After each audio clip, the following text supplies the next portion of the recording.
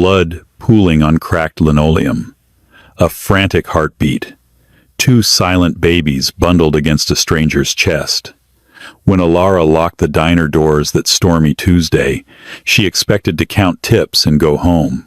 Instead, she found a bleeding man who would violently drag her into the city's darkest syndicate. The neon sign of Sullivan's Diner flickered a harsh, sickly yellow against the relentless South Boston rain. It was past 2 in the morning, and the streets were a desolate wasteland of flooded potholes and overflowing gutters. Aara Harper, a 24-year-old nursing school dropout drowning in her late mother's medical debts, was aggressively scrubbing the griddle. The diner smelled heavily of stale grease, bleach, and burnt coffee, a perfume she had grown numb to over the past 3 years. She had just flipped the sign to closed and turned the deadbolt when a heavy, wet thud rattled the heavy steel door in the back alley. Aara froze, the scouring pad slipping from her raw, soapy hands. This neighborhood wasn't the kind where you opened your door to a late-night knock. But then came a desperate, ragged sound.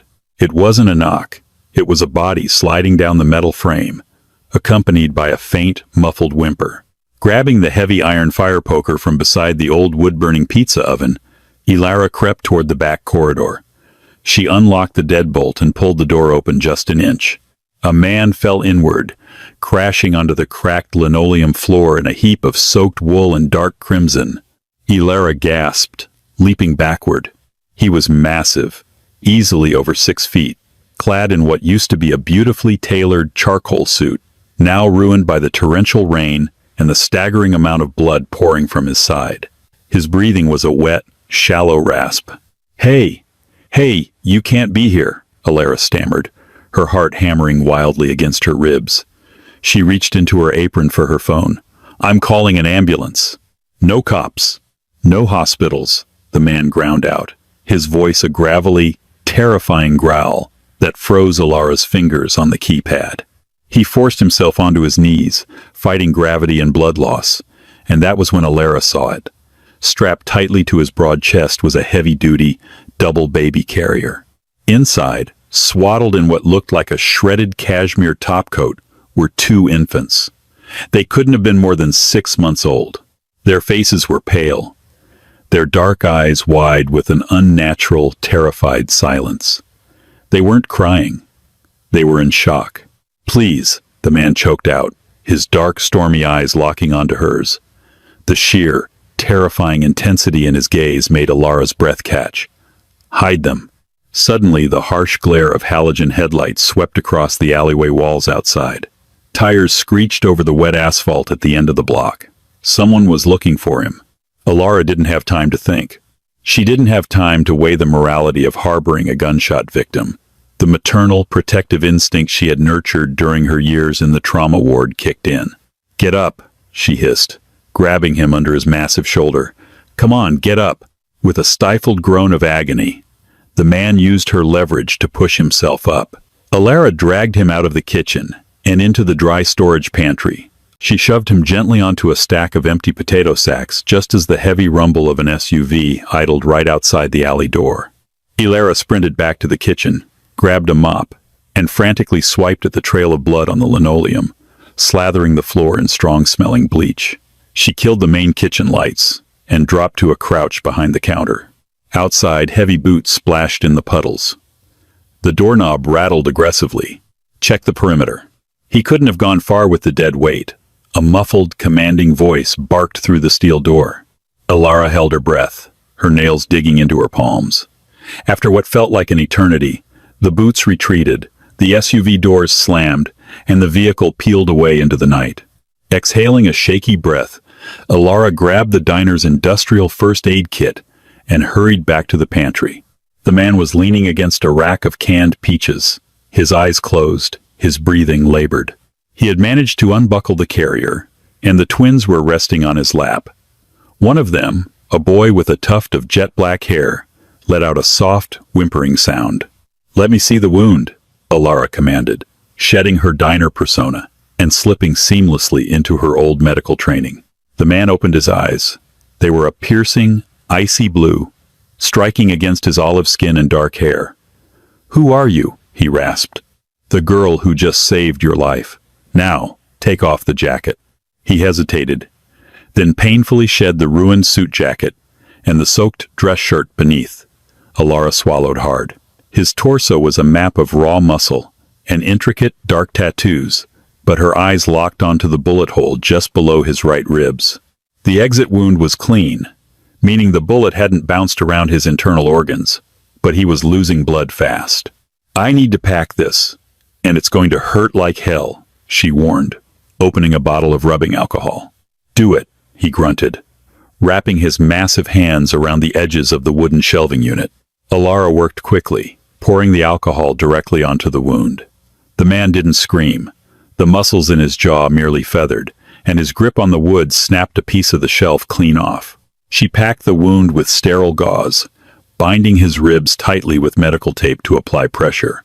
Throughout the painful ordeal, he never took his eyes off the twins. "They need to eat," he whispered, his voice strained. "Formula, in the bag." Aara noticed a small, blood-spattered tactical backpack near his feet. She unzipped it, finding an assortment of alarming items.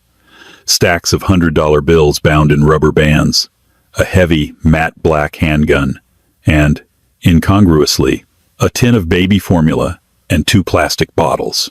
She mixed the formula using bottled water from the pantry, her hands shaking slightly as she handed one bottle to him and took the other herself.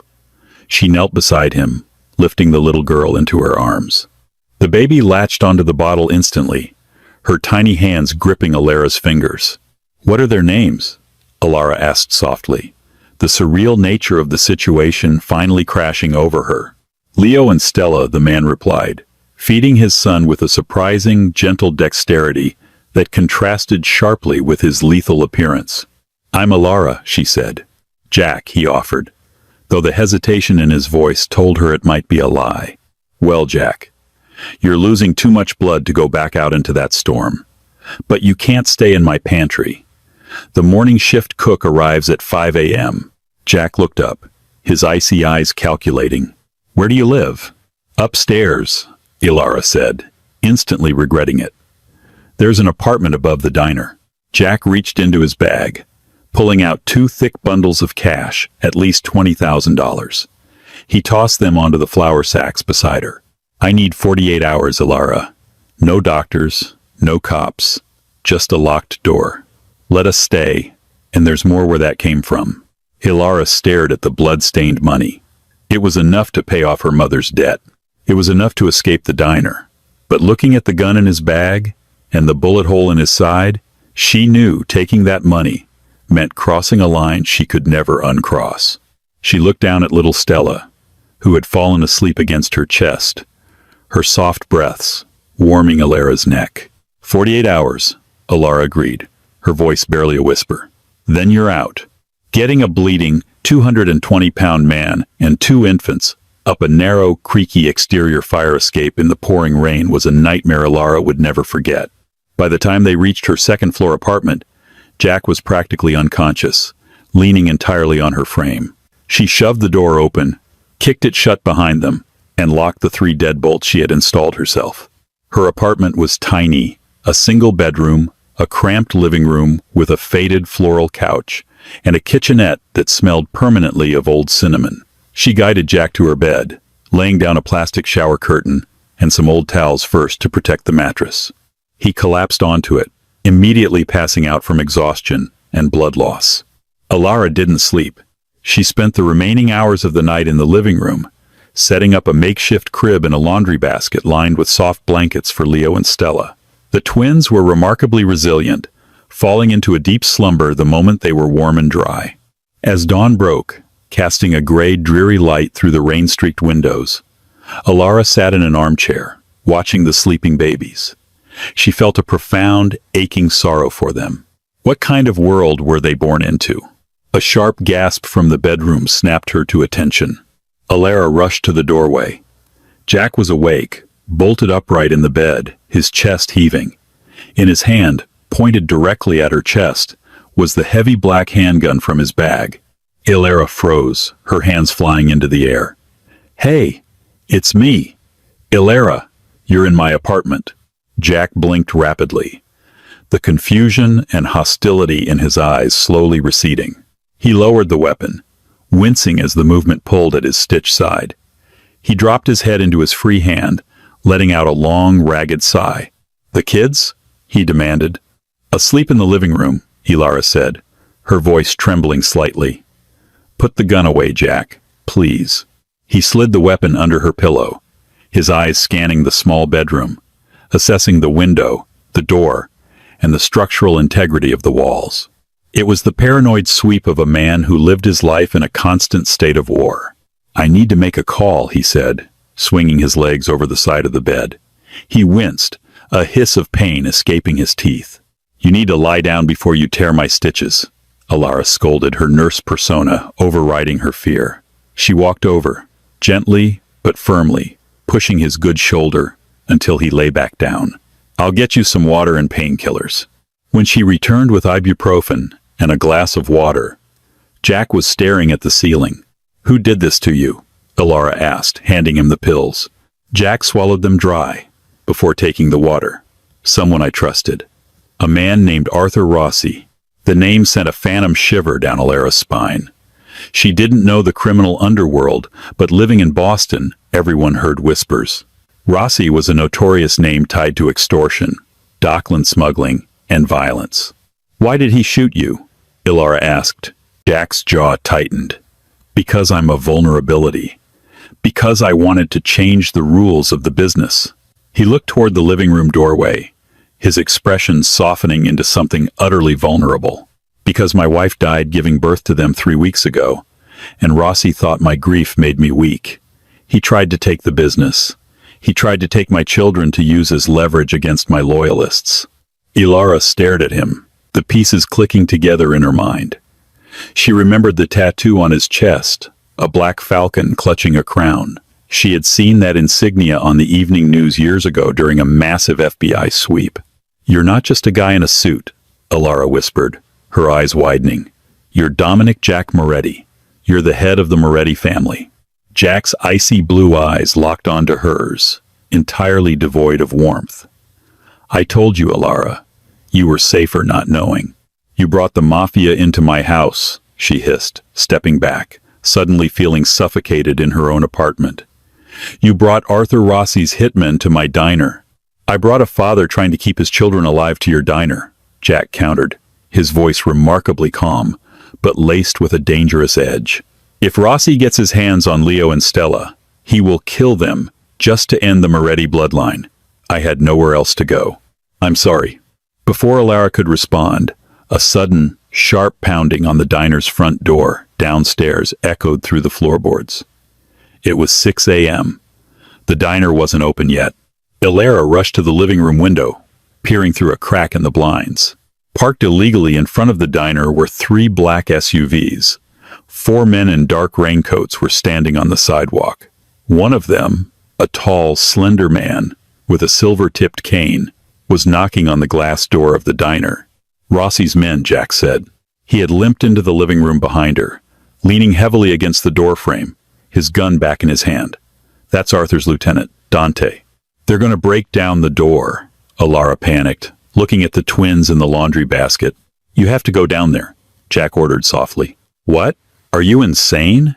If you don't answer, they'll break in and sweep the whole building, including upstairs. You have to go down, open the door, and act like a terrified, annoyed waitress opening up for the morning shift. Tell them you haven't seen anything." Aara shook her head violently.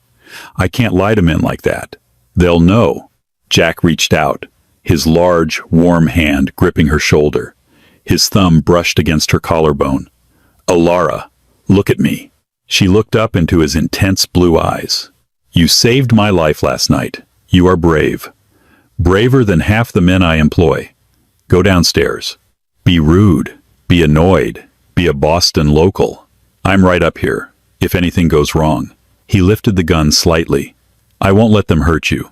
Swallowing her terror, Aara threw on an oversized sweater over her pajama top, ran a messy hand through her hair to look like she had just woken up, and hurried out the apartment door, locking it behind her. She padded down the interior stairwell, her heart hammering a frantic rhythm in her throat. She could hear the men outside discussing whether to smash the glass. Aara unlocked the diner's front door, cracking it open just enough to glare out at the men. "We don't open for another hour," she snapped, forcing her voice to sound thick with sleep and irritation. "Can't you read the sign?" Dante, the man with the cane, offered a chilling, perfectly white smile. "Apologies, miss. We aren't here for coffee. We're looking for a stray dog. A large, wounded animal came through this alley last night. Left a bit of a mess." He gestured to a faint smear of pink. On the pavement, the remnants of the blood Aara had bleached away. "I didn't see any dog," Aara lied smoothly, crossing her arms to hide her shaking hands. "Some drunk threw up by the back door last night. I had to bleach the whole alley. Now, unless you want a burnt bagel, you need to leave. I have prep to do." Dante leaned forward, his dark eyes scanning the interior of the diner over her shoulder. "You sure about that, sweetheart? It's a dangerous neighborhood for a girl to be working all alone." "I have a shotgun under the counter," Aara retorted, channeling every ounce of grit she possessed. "I'm perfectly safe." Dante stared at her for a long, suffocating moment. Finally he chuckled, tapping his cane against the wet pavement. "All right then, we'll leave you to your prep. But if you see that dog, you'd do well to call the pound." He handed her a crisp, embossed business card. Aara took it, slamming the door in his face and flipping the deadbolt. She collapsed back against the glass, sliding down to the floor, her entire body shaking. She had just lied to the Mafia. She was harboring their biggest target. As she looked down at the business card in her trembling hand, she realized something horrifying. The number on the card wasn't just a random phone line. It was a number she recognized. It was the private number of the debt collection agency that had been harassing her about her mother's hospital bills for the last year. Arthur Rossi didn't just own the docks. He owned Aara's debt.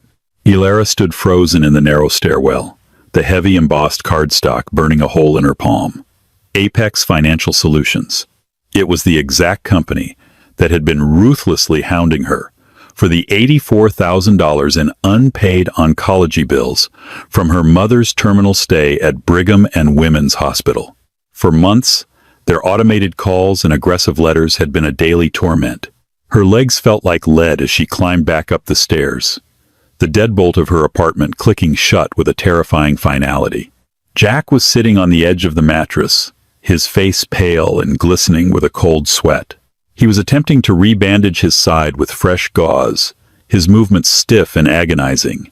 He looked up as she entered, his piercing blue eyes catching the wild panic in hers. "They're gone," Aara said, her voice hollow. She walked slowly to the bed and dropped the business card onto the blood-stained plastic shower curtain beside him. "But he left this, Dante. He told me to call the pound if I saw a stray dog." Jack picked up the card. His jaw tightened, a dangerous muscle ticking beneath his olive skin. "Apex. That company owns my mother's medical debt," Aara whispered, her voice finally breaking.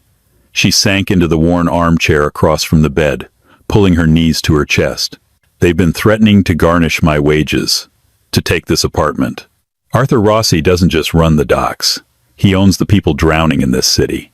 Jack dropped the card, letting out a heavy, ragged sigh. "Rossi is a parasite. He buys up distressed debt portfolios from major Boston hospitals, Brigham, Mass General, Beth Israel. He uses Apex as a front to launder the cash he pulls from the shipping containers at the port of Boston. But it's more than just cleaning money. It's leverage." Aara stared at him, the horrifying reality settling into her bones. He uses debt to force people to work for him. "Desperate people do desperate things, Aara," Jack said softly.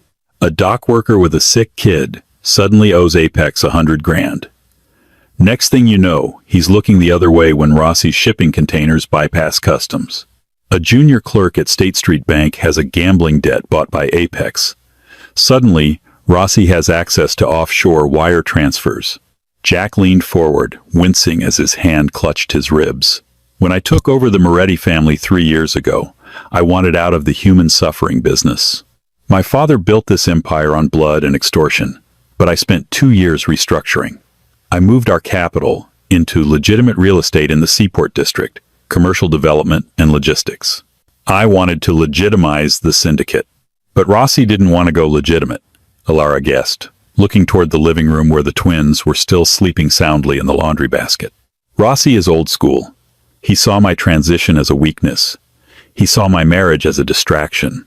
Jack's voice cracked slightly, a fleeting vulnerability breaking through his hardened exterior. When my wife passed away, the grief, it blinded me. I missed the signs. Rossi paid off my own security detail. He ambushed me at a sit-down in the North End. I barely made it out of the restaurant, grabbed the twins from the safe house, and ran. Aara rubbed her temples, a sharp headache blooming behind her eyes. So what now? You can't stay here. Dante knows I was lying. I could see it in his eyes. He looked at me like I was already a corpse. He doesn't know for sure, Jack corrected, reaching into his tactical bag. He pulled out a heavy, encrypted satellite phone, thick black plastic with no discernible brand markings. But he suspects. And Dante doesn't leave loose ends. We have hours, maybe less. He powered on the device. I have men who are still loyal, men who weren't in the city during the purge. I need to reach Declan. He runs my security out of Providence. Jack dialed a number from memory. The room was deathly silent as it rang. Aara watched him, realizing how seamlessly he commanded the space, even while bleeding out on a cheap floral bedspread. Declan, it's me. Jack spoke into the receiver, his voice dropping an octave, returning to the gravelly authority of a boss. I'm compromised. The North End sit-down was a slaughter. I have the kids.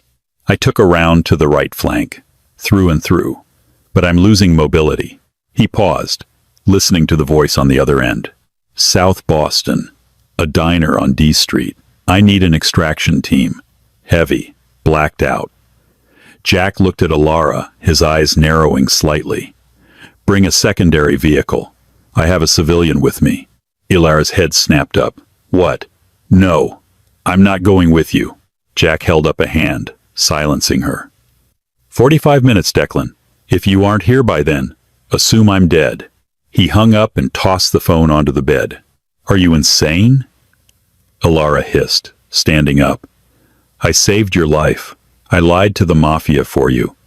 You promised me 48 hours, and then you were gone. I have a job. I have a life. You don't have a life anymore, Aara. Jack snapped back, his voice a sharp, commanding whip that echoed off the cramped walls. The sheer force of his tone made her flinch. Instantly, his expression softened, and he let out a frustrated breath. I'm sorry, but you have to understand. Dante left that card for a reason. He ran your name the second you opened that door. He knows Apex holds your debt. To him, you aren't a random waitress anymore. You're a liability who lied to his face. If I leave you here, they will torture you to find out where I went, and then they will kill you. The truth of his words hit her like physical blows. The diner, the debt, the endless cycle of scrubbing grease and fighting off collection calls, it was all gone. Replaced by a terrifying, violent reality. A sharp, piercing wail erupted from the living room. Leo had woken up, hungry and terrified by the raised voices. Aara didn't think. She just moved. She walked into the living room, scooped the crying infant out of the basket, and held him against her chest, swaying gently. The baby's cries subsided into soft hiccups as he buried his face in her oversized sweater. Jack limped to the doorway, leaning heavily against the frame. He watched her soothe his son, an unreadable emotion swimming in his icy eyes. Pack a bag, Aara, he said quietly. Nothing bulky, just clothes, whatever cash you have, and your ID.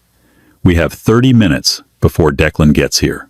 Where are we going? She asked, her voice trembling as she patted Leo's back. To war. The waiting was a suffocating agony.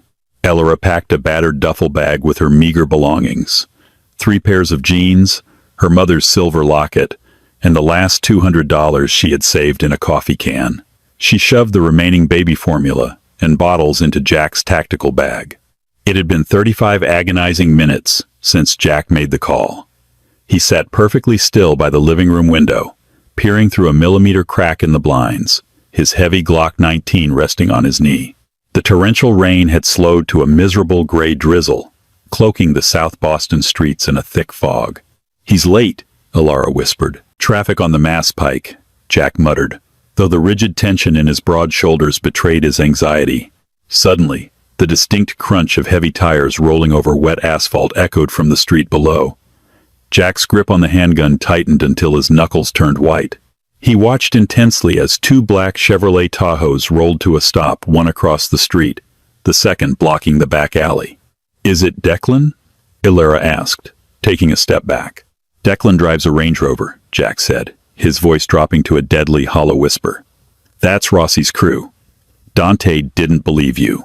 Downstairs, the horrifying sound of shattering glass erupted. The front door of the diner had been completely smashed in. "Put the babies in the carrier. Now," Jack ordered, moving with a sudden, terrifying fluidity that defied his bleeding wound. Aara scrambled, frantically strapping Leo and Stella into the double carrier on the couch. Her hands shook violently against the heavy plastic buckles. Just as she secured the final strap, the sharp, unmistakable scent of gasoline wafted up through the floorboards. "They aren't sweeping the building," Jack realized, his icy eyes widening in pure, unadulterated rage. "They're burning it down to flush us out." A muffled whoosh echoed from the kitchen downstairs, followed instantly by the aggressive crackle of hungry flames. The heat hit the ceiling within seconds, warming the soles of Aara's shoes. Thick, black smoke began to curl out from the air vents. "The fire escape," Jack barked. He grabbed the carrier from her, strapping the twins tightly to his own chest over his tactical vest, and threw a heavy raincoat over them. He shoved his tactical bag into Aara's hands. "Go, out the window." Aara ran to the bedroom, throwing open the rusted window. The metallic screech of the sash was deafening. She climbed out onto the slick, iron fire escape, the freezing drizzle hitting her face. Jack followed, his massive frame squeezing through the window. As Aara looked down into the narrow alleyway, her blood ran cold. A man in a dark suit was standing by the back door, an assault rifle resting casually against his hip, smoking a cigarette as he watched the diner catch fire. "Get down," Jack hissed, pulling Aara flat against the wet iron grating. Smoke was billowing out of the diner's exhaust vents, stinging her eyes as the building's fire alarm began to shriek. Jack didn't hesitate. The injured father vanished, replaced entirely by a lethal apex predator. He leaned through the bars of the fire escape, aligning his iron sights in a fraction of a second. Two suppressed metallic coughs cut through the rain. The man in the alley dropped instantly. "Move," Jack commanded. They scrambled down the rusted stairs, the metal slippery and treacherous. The heat radiating from the brick wall was becoming unbearable. The kitchen was an inferno. When they hit the alley pavement, Jack snatched the dead man's rifle and tossed a set of keys to Aara. The black Tahoe at the end of the alley, Jack coughed, a lungful of black smoke hitting him. "You drive." "I don't know how to drive a tactical vehicle," Aara panicked. "Step on the gas and don't stop for anything." They sprinted through the smoke. Aara threw herself into the driver's seat, the leather smelling sharply of expensive cologne and gun oil. Jack climbed in, twisting around to secure the twins into the expansive back seat. Miraculously, the babies were completely silent, their eyes wide with terror but unharmed. "Drive!" Jack roared, racking the slide of the stolen assault rifle. Aara threw the heavy shifter into drive and stomped on the accelerator. The massive engine roared, the tires screeching before catching traction. The Tahoe rocketed out of the alley, just as three of Rossi's men came running around the corner. Seeing their stolen vehicle, they raised their weapons. "Keep your head down," Jack yelled, shattering the passenger side window with the butt of his rifle. Gunfire erupted, deafening in the confined cabin. Sparks flew off the hood as bullets grazed the armored plating. Jack returned fire with short, controlled bursts, forcing the men to dive behind a dumpster. Aara didn't look back. She gripped the steering wheel, tearing onto D Street and running a red light at 50 miles an hour. She swerved wildly to avoid a municipal bus, before merging onto I-93 South, the speedometer needle burying itself past 80. In the rearview mirror, the Boston skyline retreated, dominated by a massive plume of black smoke rising into the gray sky.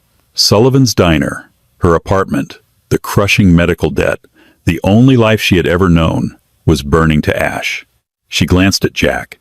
He had dropped the empty rifle and was pressing a bloody hand against his side. His frantic movements had torn his stitches.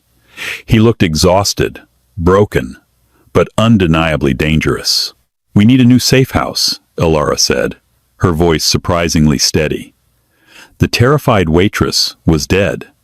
A survivor was driving the car, somewhere off the grid. Jack looked at her, truly seeing the hardened edge that had just crystallized in her eyes.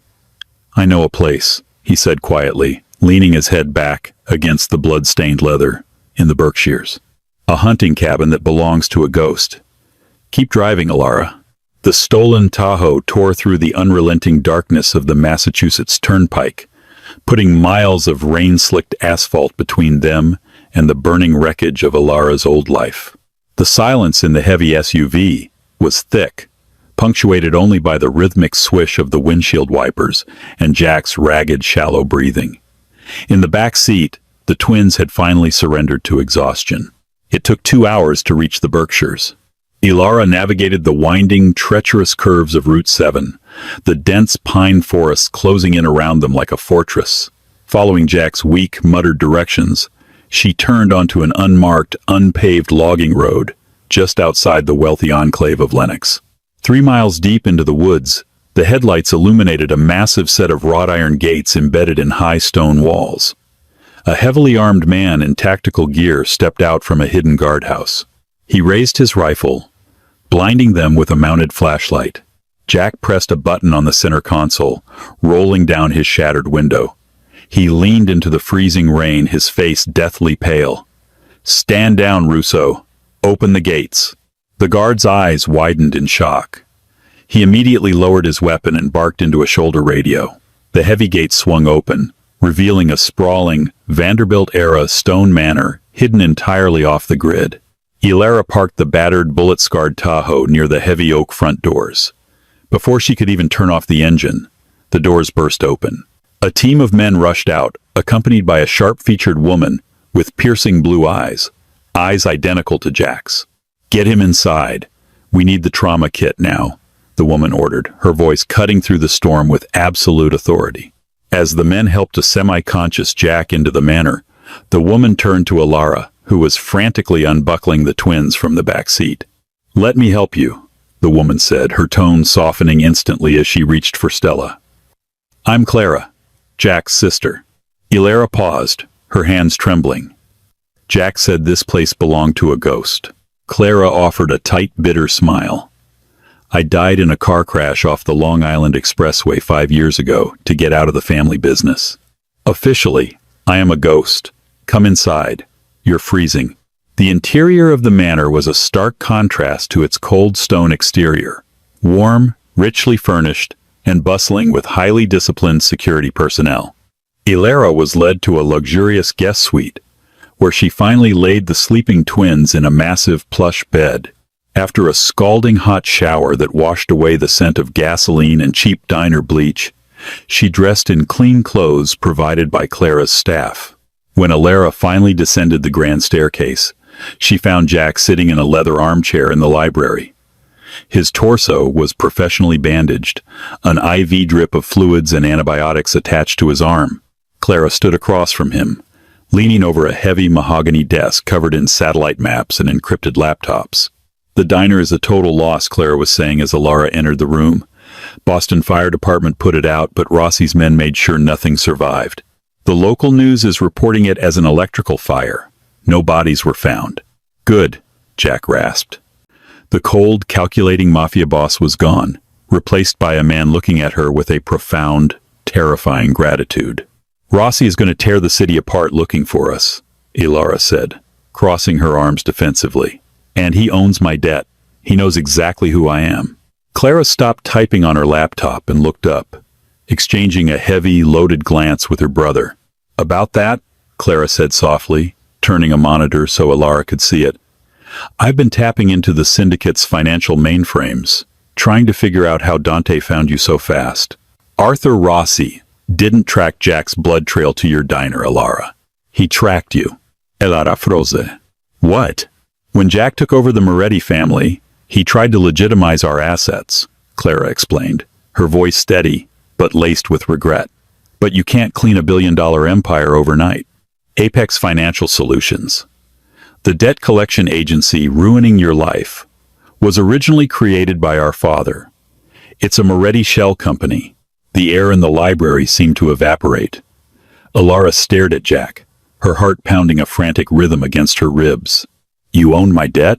She whispered, the betrayal stinging sharper than the smoke from the fire. I didn't know, Jack said, leaning forward, wincing in agony. His icy eyes were wide, desperate for her to believe him. I swear to you, Aara, I handed the predatory lending portfolios to a board of directors to liquidate them.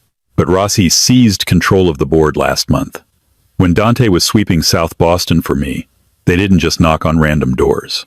Rossi ran an algorithm on all Apex debtors in the grid. He was looking for isolated, desperate people who could be blackmailed into hiding a fugitive or turning a blind eye. Your name flagged in our own system. Aara backed away, her hands covering her mouth. The sheer, twisted irony of it all was suffocating. The very empire that had chained her to that diner had been the one to burn it down. My family's sins brought the war to your doorstep, Jack said, his voice thick with raw emotion. With a painful effort, he reached his good arm out toward her. I took everything from you tonight, but I swear on the lives of my children, I will make it right. We are going to war with Arthur Rossi. We are going to burn Apex Financial to the ground. Every debt, every file, every server. You will be free, Aara, and you will never have to scrub another floor as long as you live. Aara looked at the man she had saved. She thought of the brutal collection calls, her mother's tears over medical bills, the endless smell of grease, and the terrifying men with guns. Then she thought of little Leo and Stella sleeping upstairs, innocent lives caught in a web of blood and money. She walked slowly toward Jack, ignoring his outstretched hand, and instead picked up the encrypted satellite phone resting on the desk. She held it out to him, her eyes hardening into steel. Then make the call, Jack, Aara said, her voice dropping the last remnants of the terrified waitress. Burn it all down. The storm finally broke, leaving the Berkshire Mountains bathed in a cold, unforgiving dawn. Aara stood by the window, watching Jack command his loyalists from the library, a sleeping Stella warm against her chest. She had lost a grueling, dead-end life in the flames of South Boston. But from those ashes, something far more formidable had been forged. She wasn't just a survivor anymore. She was the untouchable heart of a new empire.